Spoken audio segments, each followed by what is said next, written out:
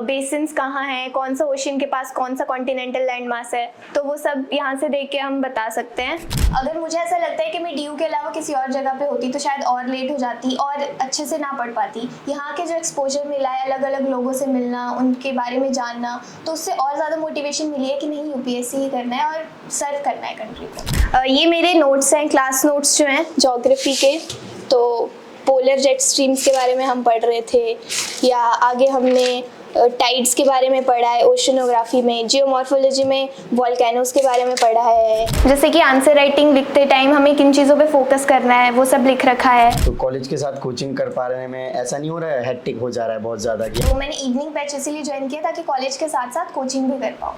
ये जैसे कि एंथ्रोपोलॉजी मेरा ऑप्शनल है, तो उसका मैंने सिलेबस लगा रखा है कि कौन सा क्या चीज़ इसमें है, क्योंकि सिलेबस सामने होने से ज़्यादा अच्छी पढ़ाई होती है। हेलो एवरीवन, वेलकम टू स्टूडेंटो। सो अभी हमारे साथ हैं यूपीएससी एस्पिरेंट जो कि कैंपस में यानी कि नॉर्थ कैंपस दिल्ली यूनिवर्सिटी में रहकर प्रिपरेशन करते हैं यूपीएससी की। सो काफ़ी स्टूडेंट्स कमेंट कर रहे थे कि आपने काफ़ी टाइम से एस्पिरेंट के साथ वीडियो नहीं बनाई। सो आज मैं वीडियो लेकर आया हूँ। आज इनसे जानेंगे कि ये दिल्ली कैसे आए, इन्होंने ग्रेजुएशन क्या किया है, साथ ही साथ यूपीएससी की तैयारी कब से करना स्टार्ट करते हैं, स्पेशली डीयू के स्टूडेंट्स। तो आज हम इनसे डिटेल में डिस्कस करेंगे, साथ ही साथ ओवरऑल ये मैनेज कैसे करते हैं, क्या क्लासेस वगैरह भी लेते हैं, सारी चीज़ें डिस्कस करते हैं। तो चलिए मैं आपको अपना स्टडी रूम का टूर करवाती हूँ। ये है मेरा स्टडी एरिया, मेरा साथ मैक्सिमम टाइम यहीं बीतता है। तो ये इंडिया और वर्ल्ड का पॉलिटिकल मैप है। मैप जब आप पढ़ रहे होते हो तो सामने रहना ज़रूरी होता है, क्योंकि जैसे हम ज्योग्राफी पढ़ रहे हैं आजकल, तो वर्ल्ड में किसी कंट्री के बारे में पढ़ रहे हैं, कौन सी बेसिन्स कहाँ हैं, कौन सा ओशन के पास कौन सा कॉन्टिनेंटल लैंड मास है, तो वो सब यहाँ से देख के हम बता सकते हैं। और इंडिया का भी हम लोग जैसे पढ़ते हैं, हिस्ट्री पढ़ रहे होते हैं या कुछ पढ़ रहे होते हैं, तो उसमें भी इंडिया की कुछ कुछ डायनेस्टीज़ का और ये सब मेंशन होता है, तो हम यहाँ से ढूंढ के कि ये जगह यहाँ है। और मैप सामने रखने से ऐसा होता है कि दिमाग में चीज़ें रहती हैं और याद जल्दी होता है। और ये जैसे कि एंथ्रोपोलॉजी मेरा ऑप्शनल है, तो उसका मैंने सिलेबस लगा रखा है कि कौन सा क्या चीज़ इसमें है, क्योंकि सिलेबस सामने होने से ज़्यादा अच्छी पढ़ाई होती है। और इसमें मैंने जैसे कि आंसर राइटिंग लिखते टाइम हमें किन चीज़ों पे फोकस करना है वो सब लिख रखा है। और कुछ वर्ड्स होते हैं जो हम कॉम्प्लेक्स से वर्ड्स होते हैं जो हम न्यूज़पेपर से ढूंढते हैं और न्यूज़पेपर में होते समझ नहीं आते। मतलब अगर हम किसी नॉर्मल जैसे ये वर्ड लिख रखा है मैंने डेजरर, इसका मतलब होता है अनडिसाइसिव, तो हम अनडिसाइसिव की जगह अगर ये वर्ड लिखेंगे तो ज़्यादा अच्छा इम्पैक्ट पड़ेगा। इसलिए कुछ ऐसे कीवर्ड्स न्यूज़पेपर से निकालती हूँ, उनको सामने रखती हूँ तो याद हो जाते हैं। और जैसे हिस्ट्री में हमने पढ़ा है सप्तांग थियरी के बारे में, तो उसमें के कौन कौन से 7 पार्ट्स थे वो मैंने लिख रखे हैं। और बैटल ऑफ बक्सर के बारे में पढ़ा है, तो उसके जो की पॉइंट्स थे वो लिख रखे हैं। अर्थ के बारे में थोड़ा लिख रखा है। और ये मेरे नोट्स हैं, क्लास नोट्स जो हैं ज्योग्राफी के। तो पोलर जेट स्ट्रीम्स के बारे में हम पढ़ रहे थे, या आगे हमने टाइड्स के बारे में पढ़ा है ओशनोग्राफी में, जियोमॉर्फोलॉजी में वॉल्केनोस के बारे में पढ़ा है, या प्लेट्स की कन्वर्जेंस के बारे में पढ़ा है। तो वो सारे मैंने नोट्स बनाए हुए हैं ऐसे करके। मैप सबसे ज़्यादा इंपॉर्टेंट होता है ज्योग्राफी में, क्योंकि उसी से तुम्हें याद होता है, तो नोट्स इस तरह से ऐसे बनाते हैं। और करंट अफेयर्स के भी मैंने नोट्स बना रखे हैं कि जैसे न्यूज़ से अलग अलग आर्टिकल्स निकाल के कि क्या चल रहा है, कौन सा किस पेपर से, अगर फिलॉसफी से रिलेटेड कोई आया एक आर्टिकल तो उसको यहाँ लिख लिया। तो इस तरह से नोट्स बना रखे हैं। और आंसर राइटिंग के लिए जैसे हमें टिप्स ट्रिक्स मिलती हैं कोचिंग से, तो वो भी मैंने नोट डाउन कर रखे हैं। तो आंसर लिखते टाइम उसको देख लेती हूँ कि इस तरह से लिखना है। ये मेरी कोचिंग की बुक्स हैं, ये Indian human physical geography, science and tech की है। और नीचे बहुत सारी एनसीईआरटीज़ और जो स्टैंडर्ड बुक्स होती हैं लक्ष्मीकांत वगैरह, वो सारी स्पेक्ट्रम, वो सारी यहाँ पे नीचे रखी हुई है मैंने। तो यहाँ से इजीली मैं जो पढ़नी होती है वो निकाल के पढ़ लेती हूँ। आप अपना नाम और एजुकेशन बैकग्राउंड बताइए। मेरा नाम वंशिका है और मैं हिमाचल प्रदेश से हूँ। मैं फ़िलहाल मिरांडा हाउस में 3rd ईयर में पढ़ती हूँ और बीएससी ऑनर्स केमिस्ट्री मेरा कोर्स है। ओके, तो डीयू में आपने कैसे सोचा था? यूपीएससी के लिए ही सोच के आए थे कि डीयू जाएंगे तो यूपीएससी करेंगे, ऐसे कुछ? हाँ, पहले यूपीएससी का तो प्लान था, लेकिन फिर डीयू भी आना ही था। ये दोनों लिंक नहीं थे आपस में कि एक वहाँ जाके यूपीएससी करना है। लेकिन फिर जैसे मैं यहाँ पे आई तो फिर माहौल वैसा मिला कि बच्चे काफ़ी थे ये करने वाले, थोड़ा उनको देख के मैं भी मोटिवेट हुई कि नहीं, साथ में किया जा सकता है। तो उसी तरह फिर मैंने कॉलेज के साथ साथ शुरू करना किया। ओके, सो थर्ड ईयर में आप करना स्टार्ट करी हाँ जी। तैयारी। तो तैयारी के बारे में आपने पहले से सोच रखा था, आपने जैसे कि बताया थोड़ा बहुत। हाँ। तो रियल मोटिवेशन कहाँ से आया था कि आईएएस बनना है फिर आईपीएस बनना है, ऐसा कुछ? मोटिवेशन तो पहले से ही था, बस ये सोच नहीं रखा था कि एग्जीक्यूट कैसे करना है। मुझे ये पता था कि मुझे यूपीएससी करना है। थोड़ा बचपन से ही मम्मी पापा ने भी उसी तरह ग्रूम किया था मुझे, सब बता के कि ऑफिसर्स आईएएस क्या होता है, आईपीएस क्या होता है। तो मैं बहुत मोटिवेट होती थी बचपन से इन चीज़ों पर। ओके, तो आपने अटेम्प्ट कब देने का प्लान है? मेरा अटेम्प्ट 2025 में मैंने सोचा है कि 2025 में दूंगी। ओके, और मीडियम आपका इंग्लिश ही रहा है? हाँ जी, इंग्लिश। और ऑप्शनल क्या रख रहे हैं आप? Optional anthropology. ओके, तो आपने केमिस्ट्री ऑनर्स किया है, तो जनरली ये देखा गया है मैक्सिमम एस्पिरेंट्स में कि जो वो ग्रेजुएशन में सब्जेक्ट लिए होते हैं तो वही सब्जेक्ट रखने का ट्राई करते हैं। हाँ, मुझे ऐसा लगता है कि एंथ्रोपोलॉजी का, जैसे सबको पता ही है, जनरल में सिलेबस थोड़ा कम होता है। हाँ। तो मेहनत थोड़ी कम करनी पड़ेगी। तो मेहनत कम करनी पड़ेगी। Being from a science background बच्चों को ये होता है कि अभी मैंने ह्यूमैनिटीज के कोई सब्जेक्ट्स पढ़े नहीं है, तो मैं उनमें ज़्यादा फोकस करके एंथ्रो जैसा थोड़ा छोटा हल्का सब्जेक्ट लेके तो दोनों बैलेंस आउट हो जाएगा। उन्हें केमिस्ट्री पे काफ़ी ज़्यादा ध्यान देना पड़ेगा, तो दोनों ही चीज़ें हेक्टिक हो जाएंगी, इसीलिए थोड़ा एक लाइट रखने की कोशिश कर रही हूँ। ओके, सो आप डीयू में रहकर तैयारी कर रहे हैं, थर्ड ईयर में हैं, तो आपने क्लासेस वगैरह ली है फिर सेल्फ स्टडी से कर रहे हैं? नहीं, मैं कोचिंग ज्वाइन करी है, केएसजी में मैंने ज्वाइन करा है। तो वो कैंपस में ही है उनका जो सेंटर है, तो मैं कॉलेज से अच्छा मतलब फिजिबल है वहाँ जाना, तो इसीलिए मैंने कोचिंग साथ में ज्वाइन करी हुई है। ओके, सो कोचिंग जैसे कैंपस में है आपने बताया, तो क्या सोच के ज्वाइन किया था? मतलब कुछ सोचते हैं ना कि हम जब कोचिंग ज्वाइन कर रहे होते हैं, तो मेरे पास भी काफ़ी लोग मैसेज करते हैं कि कौन सी बेस्ट कोचिंग है, कोचिंग के बारे में बताइए। फिर वो रिसर्च करते हैं, अपने लेवल पे भी करते हैं, तरह तरह के लोगों से पूछते हैं। तो आपने क्या सोच के केएसजी ज्वाइन किया? एक्चुअली मैं टीना डाबी मैम से बहुत इंस्पायर्ड हूँ। तो उन्होंने भी जैसे कि केएसजी से कोचिंग ली थी, तो एक पॉइंट वो रहा था मेरे लिए। उसके बाद मैं बाकी कोचिंग इंस्टीट्यूट्स भी जाके आई थी, लेकिन केएसजी का जो आंसर राइटिंग प्रोग्राम है वो मुझे काफ़ी कैची लगा, क्योंकि बाकी जगह ऐसे कोई स्पेशल फोकस आंसर राइटिंग पे नहीं था। And being from science background हमें आंसर्स लिखने की आदत नहीं होती है। हाँ। तो वो मुझे अच्छा लगा कि जहाँ पे सिखाएंगे कि आंसर लिखना कैसे है, तो उस वजह से मैंने केएसजी ज्वाइन किया। ओके, सो अभी आप जब तैयारी कर रहे हैं, कॉलेज के बाद कोचिंग जाते हो, तो ये कैसे मैनेज करते हैं? क्लासेस तो सुबह 8:30 से या तो 4 बजे तक होती है, 5 बजे तक होती है। हाँ, और कोचिंग 5 से 8 होती है। तो मैंने इवनिंग बैच इसीलिए ज्वाइन किया ताकि कॉलेज के साथ साथ कोचिंग भी कर पाऊँ। ओके, तो कॉलेज के साथ कोचिंग कर पा रहे में ऐसा नहीं हो रहा है, हेक्टिक हो जा रहा है बहुत ज़्यादा कि आपको अपने लिए पर्सनल टाइम नहीं निकल पा रहा है, या फिर कॉलेज के लिए टाइम नहीं निकल पा रहा है, ऐसा कभी लैग हुआ आपको? कभी कभी लगता है, लेकिन मैनेजमेंट मैंने सही से कर रखा है। जैसे कि अगर मेरे को क्लासेस के बीच में कई बार काफ़ी गैप होता है। सुबह मेरी लैब अगर 11 बजे ऑफ हो जा रही है तो क्लास 1 बजे होती है, तो बीच में मुझे 2 घंटे का टाइम मिलता है, तो उसमें मैं लाइब्रेरी में जाके पढ़ लेती हूँ।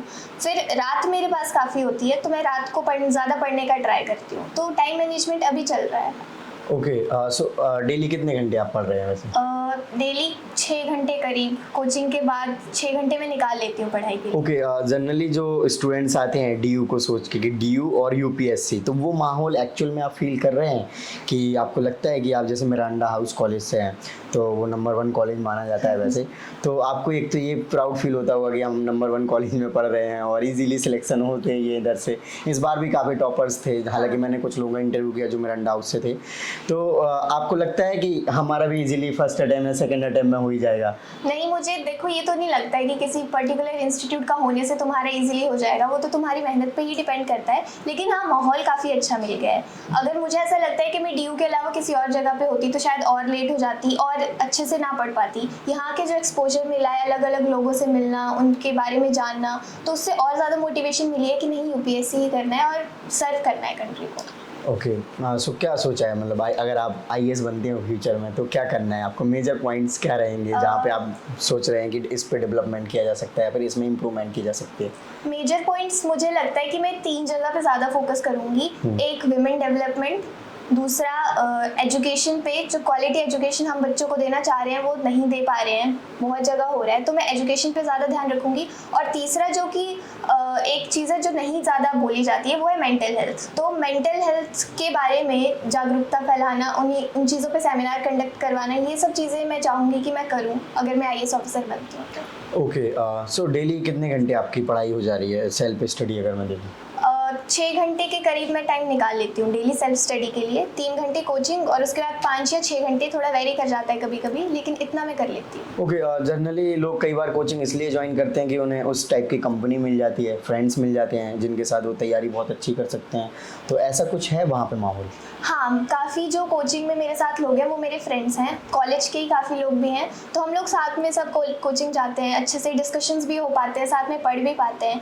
बहुत दोस्त ऐसे भी हैं जो कि यूपीएससी नहीं कर रहे, लेकिन ऐसा नहीं है कि उनके पास जाने से कुछ मेरा जा रहा है, उनसे भी काफ़ी ज़्यादा नॉलेज मिलती है। अलग अलग अब यूपीएससी के ही बच्चों से बात करोगे तो वो भी फिर सेम सा ही सब हो जाएगा, तो इसीलिए अलग अलग लोगों का पॉइंट ऑफ व्यू लेना, अलग अलग जो लाइफ में कर रहे हैं, एमएससी कर रहे हैं, कुछ और कर रहे हैं, तो वो भी मुझे लगता है काफ़ी हेल्पफुल रहता है तुम्हारी ओवरऑल डेवलपमेंट के लिए। राइट। सो जनरली ये देखा जाता है कि यूपीएससी तैयारी कर रहे हैं तो एनसीईआरटी बहुत ज़्यादा ज़रूरी होती है, और कई बार स्टूडेंट्स खुद से एनसीईआरटी पढ़ लेते हैं, फिर कोचिंग ज्वाइन करते हैं, उनको लगता है कि हमारे फंडामेंटल्स थोड़ा बन जाएंगे और तब जाके हम कोचिंग करेंगे तो जो टीचर बता रहे हैं फिर पढ़ा रहे हैं हमें समझ आएगा। तो आपने ये सब किया एनसीईआरटी वगैरह? जैसे कि मैंने आपको बताया मैं साइंस बैकग्राउंड से हूँ, तो पहले से ही ना थोड़ा डर लगता है कि पता नहीं क्या होगा, कैसे होगा, तो मैंने डायरेक्ट कोचिंग ज्वाइन करी। वहाँ से हमें एक बुक दी गई है एसबीआर, तो स्कूल बुक रीडअप जिसको कहते हैं, वो सारा समरी है एनसीईआरटीज़ की, तो उसमें टू द पॉइंट बिल्कुल जो चीज़ें एनसीईआरटीज़ में से इंपॉर्टेंट है वही दी गई हैं। तो मैंने एनसीईआरटीज़ छोड़ के वो ज़्यादा पढ़ना बेटर समझा, क्योंकि एनसीईआरटीज़ में ऐसा बहुत सा मटेरियल भी होगा जो हमें नहीं पढ़ना है, जो इररेलेवेंट है, तो उससे अच्छा टू द पॉइंट में सिर्फ एसबीआर अपनी बुक्स पढ़ती हूँ, तो उससे मेरा एनसीईआरटीज़ कवर हो गया है। ओके, जैसे आप क्लासेस करने जा रहे हैं डेली, और क्लासेस में जो नोट्स बनाए जाते हैं, हैंड रिटन नोट्स हो गए, या फिर आप खुद के भी नोट्स बनाते होंगे तैयारी करने के लिए, शॉर्ट नोट्स हो गए या फिर फुल लेंथ नोट्स हो गए, तो ये कैसे कर रहे हैं? खुद से तो मैंने अभी नहीं बनाए, क्योंकि जो क्लास में नोट्स बनवाए जा रहे हैं वो मुझे लगता है सेल्फ सफिशिएंट है। बहुत थॉरो नोट्स बनवाए जा रहे हैं, किस तरह से लिखना है, क्या तरीका होना चाहिए इंट्रो का, उस तरह से नोट्स बनवाए गए हैं, तो सारे नोट्स मैं बनाती हूँ। जैसे आप केएसजी में पढ़ रहे हैं तो उसमें फैकल्टी कैसे लगे आपको पर्सनली? अभी तक जितनी क्लासेस हुई हैं हमारी, तो मुझे तो काफ़ी अच्छा लगा। जाने से पहले थोड़ा था, सबसे पूछती थी यार फैकल्टी कैसी है बता दो, पता नहीं कि टीचर्स अच्छे होंगे नहीं होंगे, लेकिन काफ़ी इम्प्रेसिव मेरा फीडबैक रहा है, क्योंकि बहुत अच्छे टीचर्स हैं और बहुत नॉलेजेबल टीचर्स हैं। वो सब्जेक्ट पढ़ाने के साथ साथ और चीज़ें आंसर राइटिंग का भी करवाते रहते हैं, मोटिवेशन हमें देते हैं, तो मुझे लगता है कि बेस्ट फैकल्टी तो मेरे को लगता है यही है। राइट। सो आप क्या कहना चाहेंगे कि जो डीयू में स्टूडेंट पढ़ते हैं और क्लासेस करते हैं साथ में, तो उनको ये सब चीज़ें थर्ड ईयर में करनी चाहिए, फिर कॉलेज पास आउट होने के बाद करनी चाहिए क्लासेस वगैरह, फिर यूपीएससी सिविल सर्विसेज की तैयारी? क्योंकि कैंपस में देखा जाता है कि एक्स्ट्रा करिकुलम एक्टिविटीज़ बहुत ज़्यादा हैं और जिनको स्टूडेंट्स काफ़ी इन्जॉय भी करते हैं और कहीं ना कहीं उनकी पर्सनैलिटी को इम्प्रूव करने में बहुत ज़्यादा हेल्प करते हैं। मुझे ऐसा लगता है कि पहले 2 साल तो कॉलेज के मत ही करो, स्टार्टिंग से तो मत ज्वाइन करो, थोड़ा कॉलेज एंजॉय करो, कॉलेज लाइफ एक्सप्लोर करो, नए लोगों से मिलो, सोसाइटीज़ ज्वाइन करो, क्योंकि तुम्हारा जो कैरेक्टर डेवलपमेंट होगा सबसे ज़्यादा उन्हीं से होगा।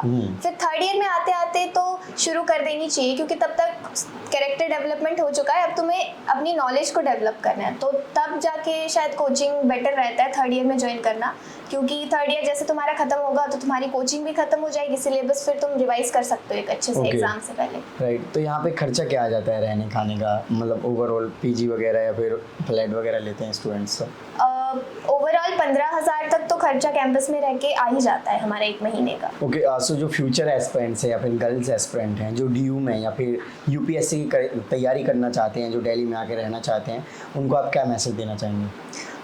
मैं यही कहना चाहूँगी कि हमारे मन में ये स्टार्ट करने से पहले एक बहुत बड़ा डर होता है, मेरे मन में भी था कि नहीं होगा, पता नहीं, सब छोड़ना पड़ेगा, लेकिन ऐसा नहीं है। जब तुम पढ़ने लगते हो, जब तुम्हें चीज़ें आने लगती हैं और लगता है कि यार ये तो बहुत जनरल है, इसमें क्या इतना टफ है, तो चीज़ें ठीक होती जाती है, तुम्हें लगता है कि नहीं अब तो मैं कर लूँगा, कॉन्फिडेंस बिल्ड होते जाता है।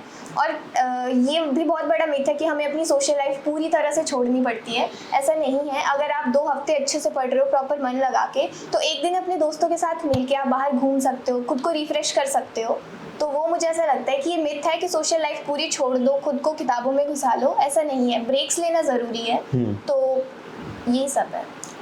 Okay, so thank you so much. So friends, आपने देखा कि इन्होंने अपना एक्सपीरियंस शेयर किया, जो कि आपने देखा ही होगा कि इन्होंने अपने कॉलेज के बारे में बताया, कोचिंग के बारे में बताया, ओवरऑल यहाँ दिल्ली का जो कैंपस में स्पेशली माहौल है उसके बारे में बताया। और जनरली स्टूडेंट्स DU में क्या करते हैं, थर्ड ईयर वगैरह में क्लासेस वगैरह ज्वाइन करने का सोच लेते हैं, जो सीरियस एस्पिरेंट होते हैं, क्योंकि कॉलेज के 1-2 साल बाद वो ट्राई करते हैं कि UPSC क्रैक हो जाए, या फिर 3 साल में, क्योंकि ज़्यादा कॉलेज के बाद आप अगर एग्ज़ाम नहीं निकाल पा रहे हो तो ओवर प्रेशर फील करने लग जाते हैं और कहीं ना कहीं लगता है कि हम बहुत टाइम से भी तैयारी कर रहे हैं।